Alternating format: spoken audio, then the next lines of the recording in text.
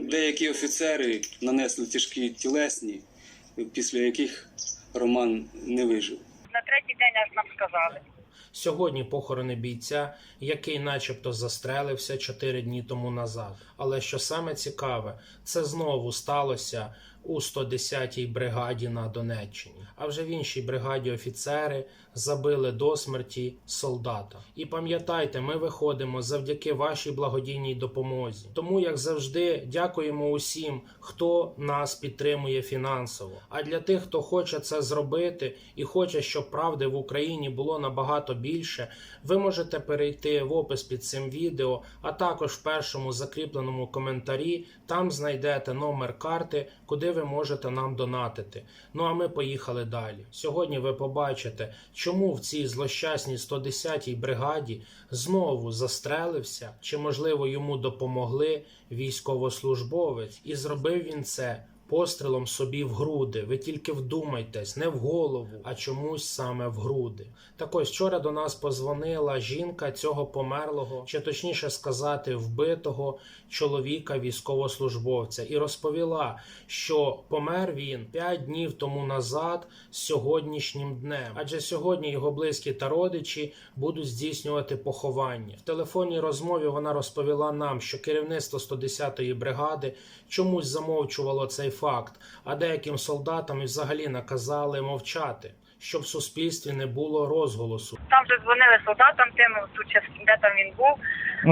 Вони казали, що їм казали, що нічого не сообщати нікому, щоб все тихо було. Це нам також не сподобалось.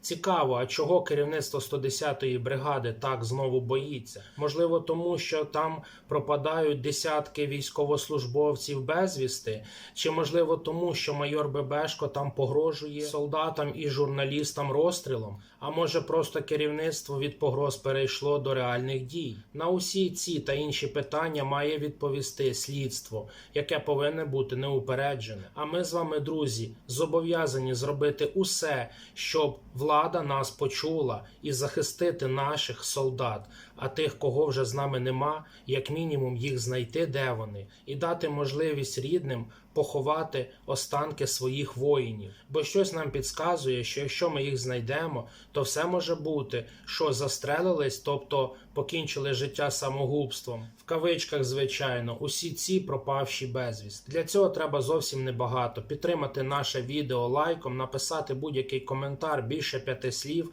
для того, щоб YouTube зрозумів, що це відео цікаве і показував його все більшій і більшій аудиторії. Адже саме таким чином ми з вами зможемо достукатися до владних кабінетів. Бо одна справа, що вони тишком-нишком будуть давати відписки на якісь звернення цих людей, а інша справа, коли мас-медіа, журналісти піднімають ці питання публічно. Недарма ж журналістів називають четвертою владою. Тому лайк, підписка і обов'язково нажміть дзвіночок, щоб не пропустити нових відео. Так ось, військовослужбовця немає, сьогодні його поховають, а з ними поховають деякі таємниці, які він вже нам ніколи не розкаже.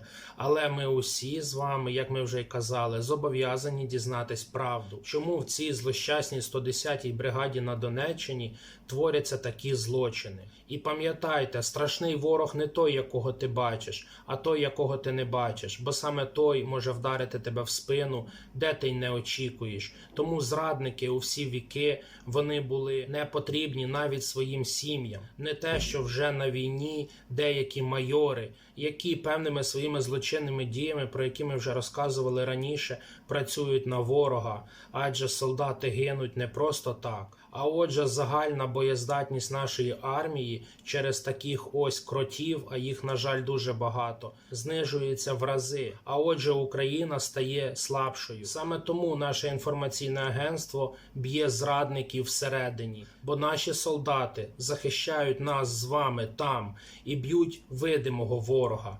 А ми зобов'язані всі з вами, народ України, зробити так, щоб ворогів за їх спинами не було. Бо інакше доречним буде запитання, за що ми воюємо. Тому закликаємо весь народ України бути дружніми, усім разом захищати наших військових. І пам'ятайте, влада в Україні змінюється, як перчатки у хірурга, а ми з вами усі українці залишаємось. Тому тільки народ має єдину повноту влади, і тільки народ може тиснути на владу і зобов'язати її негайно розслідувати усі ці кричущі злочини, які творять деякі командири у відповідних бригадах. А тепер давайте подивимось відеозвернення наших військових, які розказують усім нам, як офіцери до смерті забили одного із військових. Доброго дня. Звертаються хлопці з 36-ї бригади морської піхоти. Хлопці з 1-го стрілкового батальйону 2-ї роти, частина кулеметного взводу. Звертаємося з приводу загибелі нашого побратима Стебо Романа. Деякі офіцери нанесли тяжкі тілесні, після яких Роман не вижив.